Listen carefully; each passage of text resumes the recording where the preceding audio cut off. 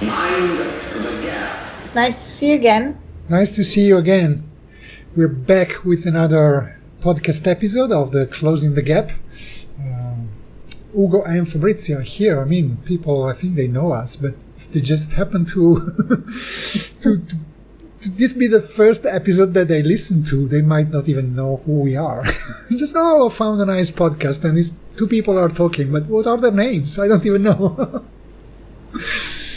So just a little reminder, I'm Ugo, and my lovely co-host here, Fabrizia. We're both from Italy, but actually while I live in Italy, Fabrizia you moved to the UK. Yes. Right. And we're both photographers, but we love to talk about creativity and closing the gap, the dreaded gap that people feel when they feel like they're stuck in a rut and they want to grow as an artist. So this is what, in a nutshell, is the gist, the essence of this podcast. Yes, and if this is your first podcast, listen to this and then go back from the first one. So you'll get all of them. We publish quite a few episodes and they follow more or less. So it's not really a progression, but I think they all make sense if you look at them. It's not like watching The Walking Dead where you need to see all the previous episodes. Catch up with Game of Thrones. You don't start at season 6. You don't understand anything because then and it makes no sense anyway. So whatever. Okay, enough rambling here. Last week we talked about writing, about the importance of writing, right? And we mentioned various reasons why writing is important if you're a photographer, if you're a creative professional. And we thought that, I mean, just telling people, these are the reasons why you should write, it's not very effective because people have, they can understand that, they can appreciate our reasons, they can agree with them, but they still have problems. They still think, I don't know what to write. I have no time to write. I don't have ideas. Nobody wants to read what I write. My writing is bad. I'm not a good writer and so on. There's a number of reasons that people put out to justify why they're not writing. So we would like to help our listeners with a little bit of practical ideas on how to overcome the writer's block, for example. Yeah, also practical ideas and also good ways of killing any excuse that you're making, because that's what they are. Mm-hmm. Sorry to be blunt, but that's what it is. We find excuses not to do stuff that we're not comfortable with, and that is kind of at the basis of so many missed opportunities to be creative. And since this is all about how to unblock creativity, sometimes we are not creative. We don't do the things that we could do because we find excuses. We think we're not good enough. And so what you said is exactly right. A lot of people I know,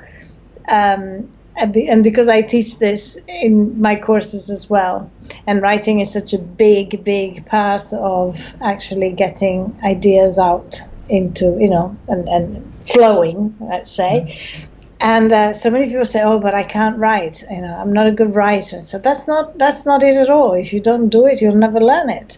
And so it's something that it's a practice, and it's something that we can use in many different ways to achieve different goals and different targets, say, and to make different things happen. I have a feeling that you are much better at this than me. I mean, I have to confess, I tend to pick up a writing habit in spurts, and for a while I do write, then I tend to slack because I might be traveling, or I have too much work to do or other things, and I slack a little bit, or it's too hot like it's now outside and I'd rather go to the swimming pool instead of staying 1 hour indoors to write. But I have a feeling you are more consistent at this than me. So maybe I'll play a little bit of the part of the person who has all those excuses, and I will tell you, these are my excuses. and you try to convince me that they are actually excuses and the things that I should do. What do you think? First of all, a pen and a notepad in your swimming pool bag can easily fit. And you're not going to be swimming all the time. No. You're going to be, lying around in the shade instead of looking at your phone and answering messages or going through your Facebook page and email and being bored or thinking about work. You could just write down some things. And so a lot of the times we don't write because we don't give ourselves the right tools, And everybody thinks, if I have to write something about a project or something, then I need to have my laptop with me, right? So you think, well, if I have to write about something, I got to have the laptop, or I have to have my, keyboard connected to my iPad, because otherwise I can't write. No, a pen, piece of paper. I have been writing things on the back of supermarket, what do you call them? Receipts. Yeah. The really long ones, the back is empty. My goodness, there's all kinds of stuff going on there. You can write a book on the back of a good shopping receipt. So if you need to, you can write. If you want to, you can write anything, anywhere. So my first objection there, I imagine myself in that scenario, right? We are recording here, it's almost 5 p.m. After we finish recording, I go to the swimming pool because it's a very hot and nice summer day.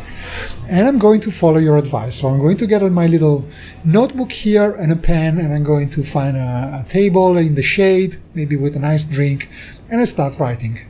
And I know there will be people there, right? I don't have a private swimming pool, unfortunately. I need to go to my club where there's lots of people.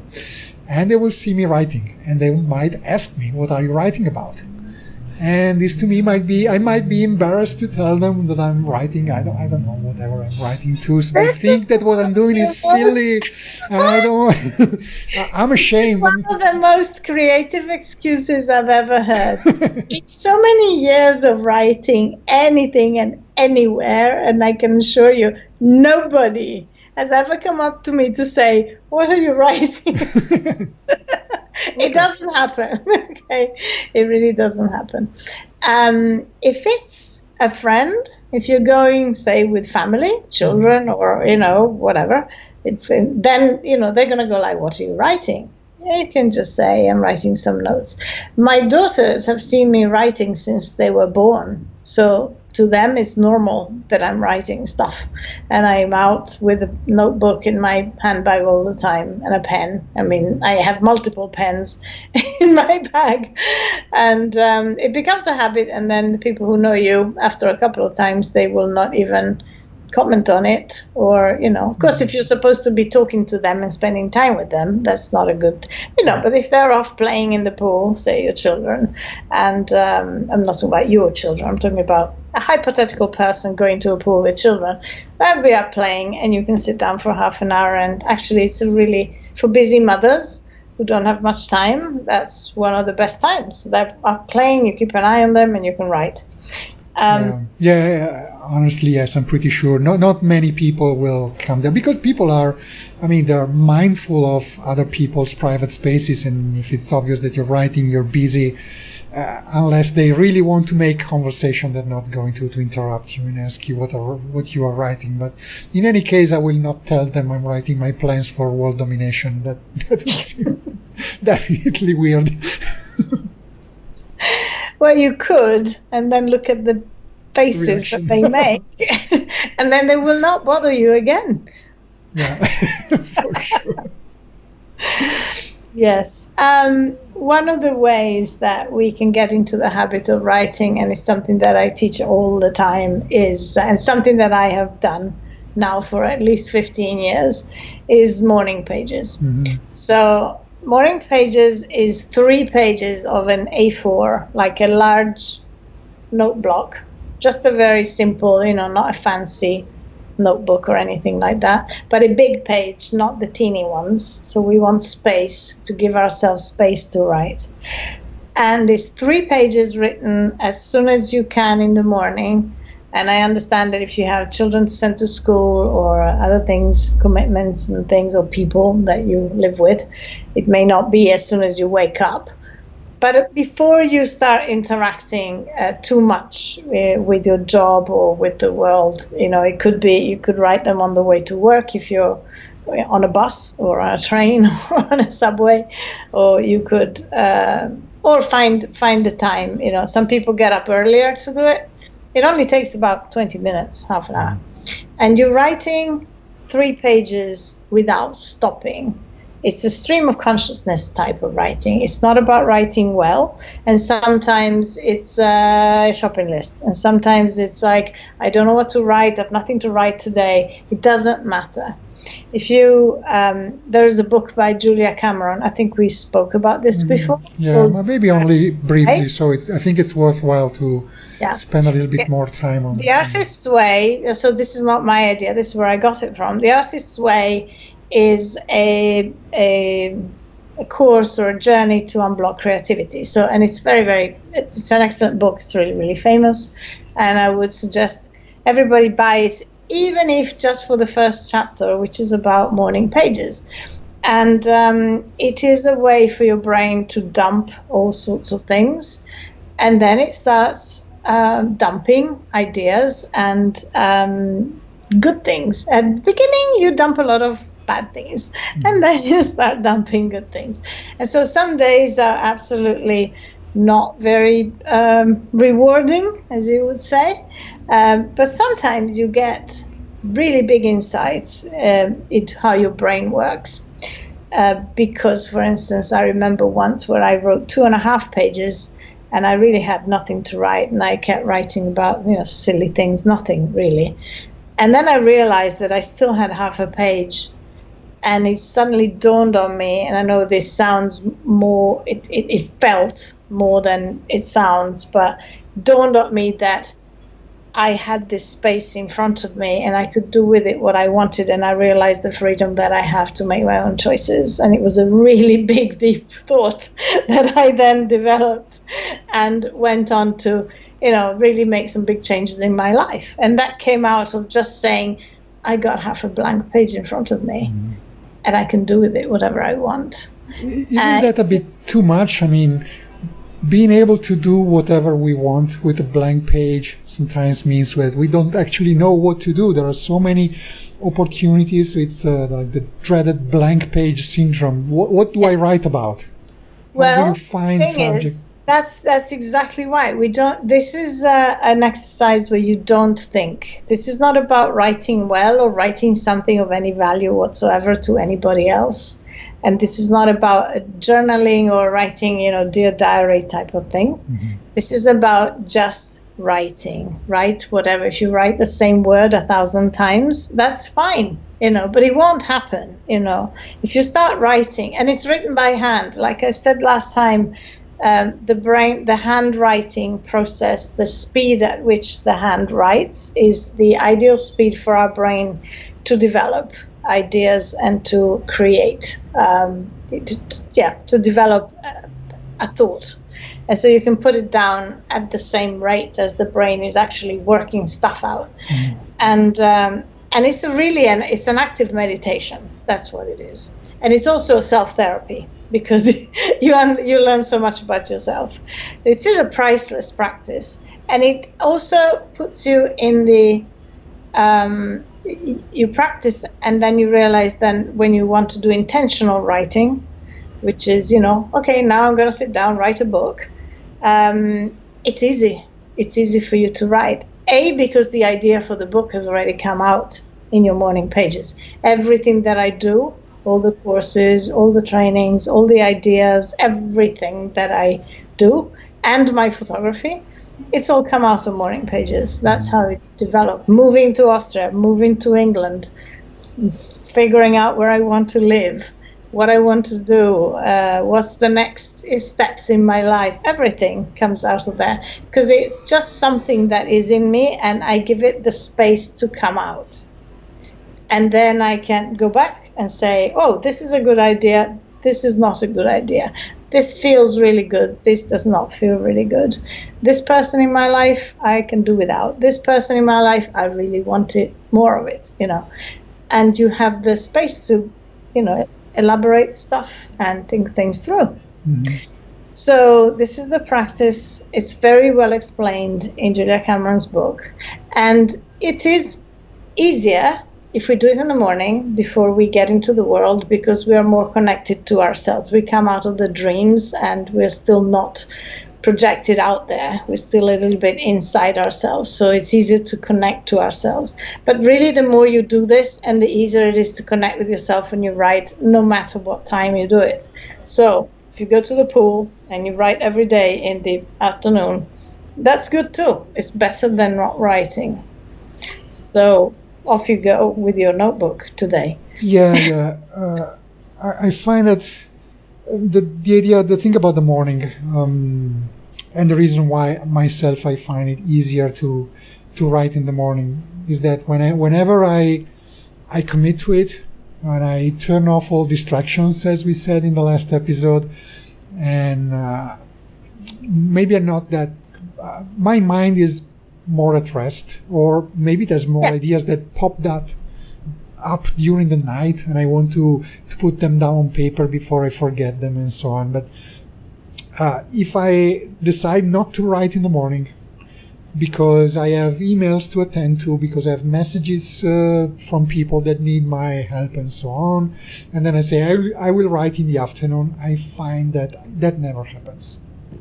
Yeah. Right? I get it to the end of the day and I'm tired. My mind just wants to relax and go to the pool, yes, but get a drink, chat with friends, read a book maybe, but not write. So yeah, doing it in the morning helps.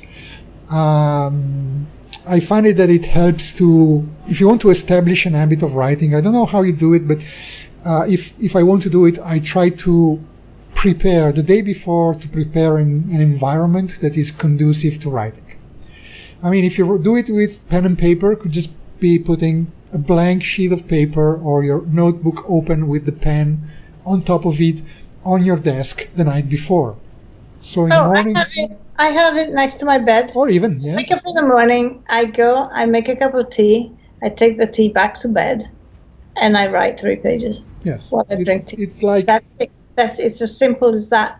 And it's, it doesn't take that long. If you never stop, it takes forever. If you stop to think about what to write, you could be there for 2 hours. But if you just write and never stop, which is what it's supposed to do, it's 20 minutes. It's the time to drink your tea and, be kind of slowly wake up. And if you have other people or commitments or children to feed and this and that and the other, I used to do it after the kids went to school. And then I would come back, make a cup of tea, sit down, and before I got into everything else, I would take this time to do it. So you make yourself that. That is a gift to yourself. That is the key is not like something else I have to do, but this is a sacred space that is mine and that I give to myself as a gift. And it's something that only me can give to me, that nobody gives it to me. So the moment I realized that and I understood that, then it was like something that I would definitely make time for. We make time for what we want to do. Nobody has time for anything. We'll talk about time some other time, because that's another big thing that I have had to learn a lot about. But we make time for what we want to do. We just do it, Yeah. What I wanted to say was just that, for you, writing is a habit that is so ingrained that you just do it automatically every day, right? For many other people, me included, it's a practice that we know we have to do before it becomes a real habit. So having a trigger, I think, helps to establish the practice into a habit. So a trigger can be a pen and paper on your desk every morning. It just triggers the thing, I remember I need to write. Yes. Just simply that. Trigger helps to establish habits in some cases. So that's why I mentioned it. And speaking of things, finding things to say somebody told me that you don't write because you have something to say. You write to find out what you want to say. Exactly. Do you agree with that? Yeah, exactly. In this case, especially, you write to find out what will come. And then what I do is I sometimes make a little mark in the note in the margin so that I can go back and find those bits where I actually pulled out some stuff that I want to come back to.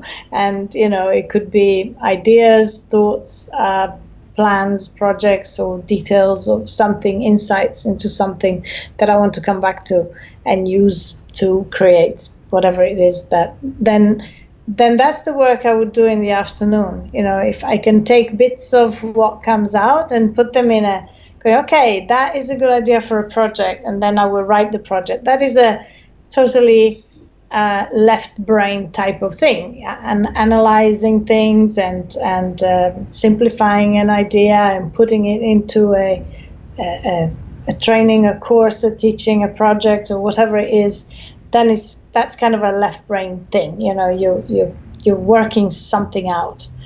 But the process of getting the idea in the first place is a right brain idea, and that comes out of like this kind of stream of consciousness type of writing. And that's where you get the idea in the first place. You go like, oh, there is this possibility. This is a good idea. This is something that I am enjoying as I write it. I can see myself doing it, and it's exciting, you know. And paying attention to how we feel as we write. I know that, you know, some people, and it's happened to me, you write about something that is particularly painful. Your whole arms hurts sometimes.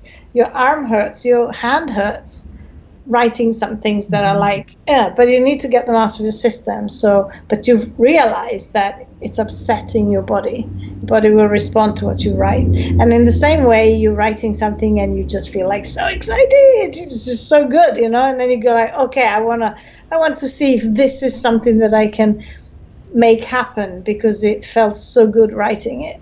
That is probably a good thing that I should dig deeper into. I like the idea of physical pain, hurting, because to me, when I exercise, the pain is kind of a reward. The pain tells me, I mean, a little bit of pain, not too much, otherwise means I have overexercised, overexerted myself.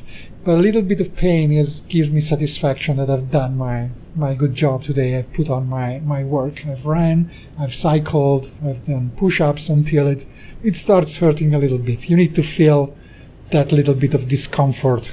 So even in writing, feeling the discomfort in your wrist and arm sometimes, is a good signal. Yeah, some things are physically painful, and some things we think are not really painful, but then when you write them, your hand hurts, and you go like, oh, what's wrong with that? I'm having difficulty, you know, just writing this thing out, and then it goes away. Yeah. And some things feel really good. So it's not just the painful things that are good for you; it's the good things that are good for you too. So yeah, it's a very powerful process of going deep into yourself.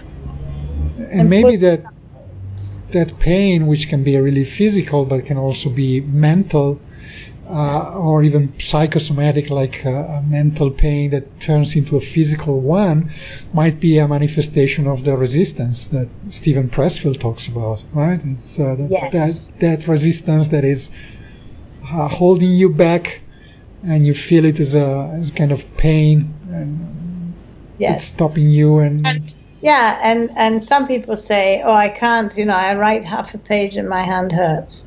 Well, one reason is also because you're not used to writing with a pen more than a shopping list. And so people are not used to writing even, you know, a letter by hand or anything like that. So a little bit is just the actual physical action of writing. And today you write half a page, tomorrow half a page, and the next day a whole page, and then soon enough it's 3 pages and the hand doesn't hurt anymore. And then maybe you feel some, you know, discomfort by writing about certain things, and some really deep excitement about writing some other things. And some things are just boring. But you need to get them out of your system. And so you do that too. So another objection I might have is that my writing sucks. Okay? I sit down, I write, and I'm not talking about morning pages, right? We know that the way they work is you write kind of stream of consciousness, but it's not about the quality of the writing. You're not going to publish them. But sometimes you need to write things that you need to publish. You need to write articles, lessons, books, whatever. So you need to get some decent writing there. So, but many people say, "Oh, my writing sucks. My grammar sucks. Make mistakes, and people will never want to read what I'm writing." Well, that's not morning pages. That's writing with intention. That's writing something specific. So it helps if you have got some ideas about what you want to write about, and say you have, a few bullet points of what you say you want to write a blog or an article. Then you have, what is it about, and you have maybe 3-4 points that you want to make, and you want to write those out. I always say that if you can speak, you can write. Mm-hmm. Okay? Because people don't want to read like very formal and sort of, over-constructed sort of writing. If anybody's reading your blog, we're talking about us, photographers, creatives, painters, whatever it is that our listeners do. It's a creative and, exercise. So whatever you do, people want to hear your voice, not some kind of... You don't want academic writing, because that's something only academicians will want to read. And that's the Maybe point. Not even them. People who have been to university, and they've done a lot of writing for their academic work, they have a much harder time letting go of that over formal and over constructed tone of voice than people who never wrote before. Because we in Italian, we have this saying, parla come mangi, which is like speak as you eat. But I say write as you speak. It's the same type of thing. You can write exactly as you speak, and put that tone of voice into your writing. Obviously, then what you do is go write it as it comes, like as you would talk, and then you go over it and polish it, and then you not when you are writing it the first time, turn off, the spell checker and all that kind of stuff, because that's a distraction. So write everything out. And then you run a spell checker through afterwards and see if you've made any, and you correct things. None of us writes everything perfect the first time round. Things need to be drafted, and then second drafted, third drafted. They need to be rewritten a couple of times. So you're saying that editing and writing should be separate moments and processes, right? Yes. Because if you're trying to edit as you write, you just stunt your own thoughts, and you just don't, you don't get the flow of what you're trying to say. You can write, a lot of rubbish, and like we said last time, then you kind of edit it down to half of what it was, maybe, because you take away everything that is unnecessary. But then you will have something that makes sense and is written in your own voice and sounds like you. Doesn't sound like some university professor with all his commas and, in the right place. Yeah. I have to really fight against my own instinct to edit as I write, to go over immediately read the sentence that I've just finished writing, or even read while I'm writing, and double guessing myself, and I could reformat this sentence, change the order of the words, this doesn't sound good. It's really hard for me to fight that instinct. But then I find that if I yield to that and I start editing while I write, as you said, I stunt my thoughts. I mean, I forgot what I wanted to write after that. And now this sentence is clean, is perfect, is beautiful. What did I want to say next? Yeah, and also it's a control issue, So letting go, letting yourself write as it comes, that's also a letting go and helping your thoughts just to flow. Doing morning pages will help that as well, because you'll be in the habit of totally letting go. Because morning pages is a complete let go exercise. Nothing in there is thought or forget about editing. It's just writing. So so that helps you kind of practice this thing of letting go. When you write with intention, of course, you're following some kind of a list of bullet points or some kind of something that you've laid out what you want to write. If you want, anyway, you have an idea in your head, you're writing on that, writing on anything that happens to come through your head at the moment. So you have some kind of outline, but you're still used to writing as a flowing thing. So it's easier to let it flow, and then when you get to the bottom of it, you go like, fine, I just wrote 3 times as much as I wanted. Now I'm going to pare it down, I'm going to edit it down, I'm going to read it again, I'm going to change a few words, see there'll be repetitions, there'll be all that kind of stuff that then you take out, but it's easier and faster. Yeah, absolutely. But finally, I don't want to give the impression that this is an easy thing to do. It's hard, right? At least it is for me. Writing can be difficult, but it will become easier.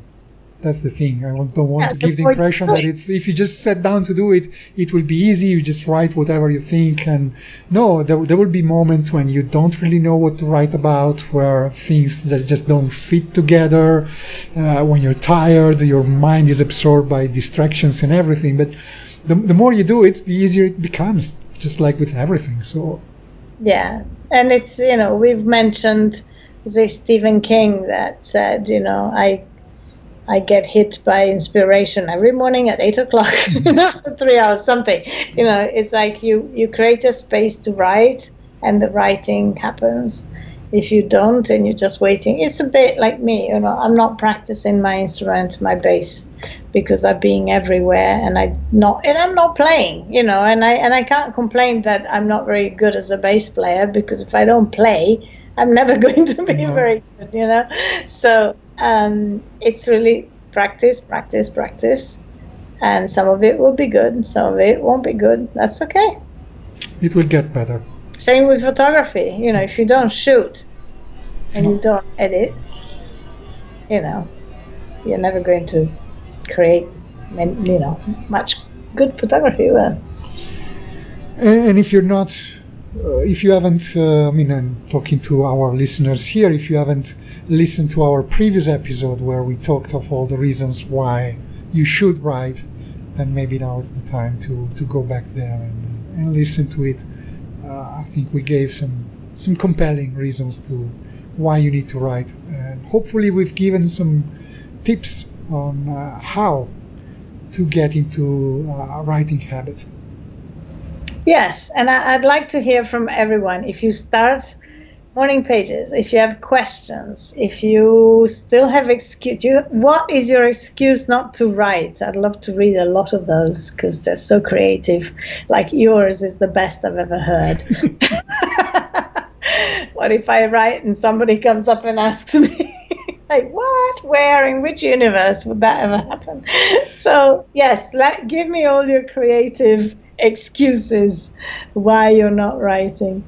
And I really want to help people to start writing. So contact us, write in that, send your vocal messages or your messages and your issues and difficulties and whatever happens. I just really, really want to encourage everyone to give it a try. It'll change your life. Absolutely change your life.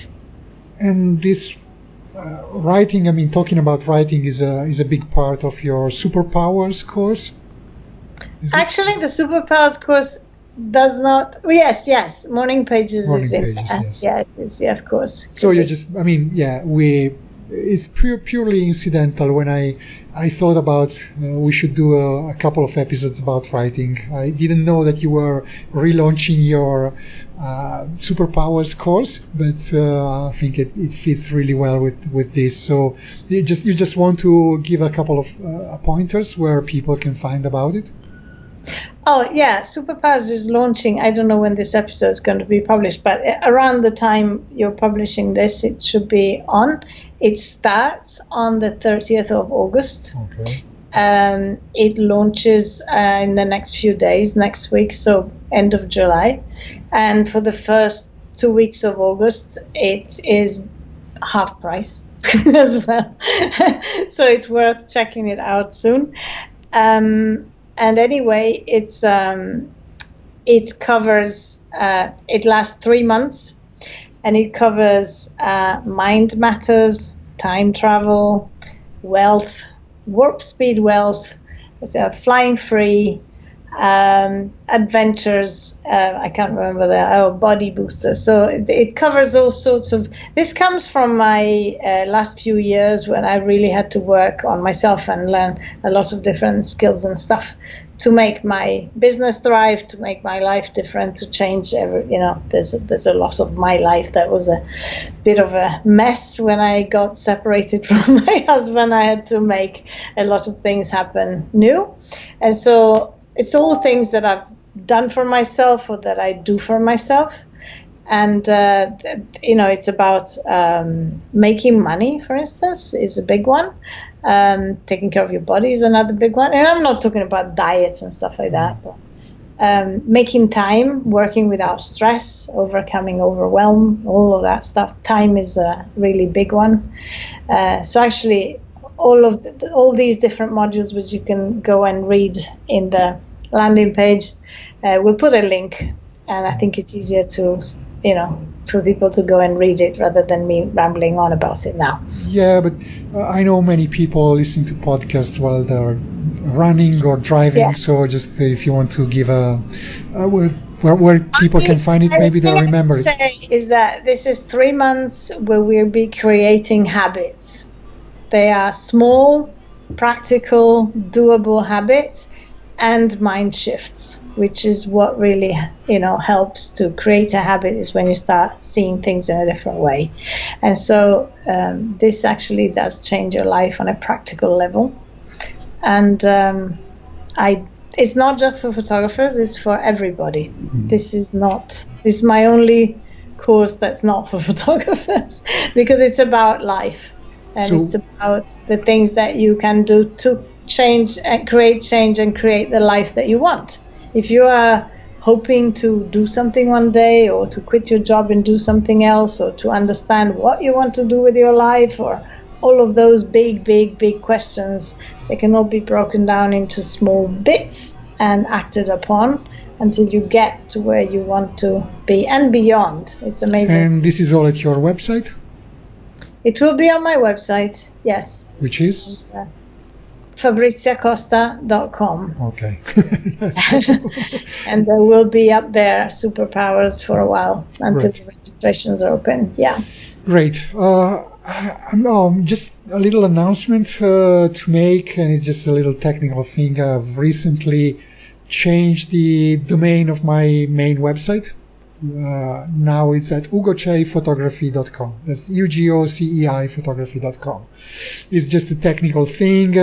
Because of technical reasons, I had to change providers and domains, and it's all the same. And new content, but if people are still subscribed to my old website, they will be redirected to the new one. But if you're hearing about this for the first time, it's you can find me at ugocephotography.com. And as for this podcast, all these episodes, including this one, are at closingthegap.live. And you can leave us comments, and you can use the little button that is at the end of every episode to record, send us a voice message with your questions, comments, requests, and whatever. Great. Great. Look at your new website. We are going to be, hopefully, we need to re-establish this good habit of publishing an episode every week. So we'll try to do so. We'll be back next week with a new episode. And until that time, take care. Bye-bye. Have a nice day. Happy writing. Bye-bye. Happy writing. Bye-bye.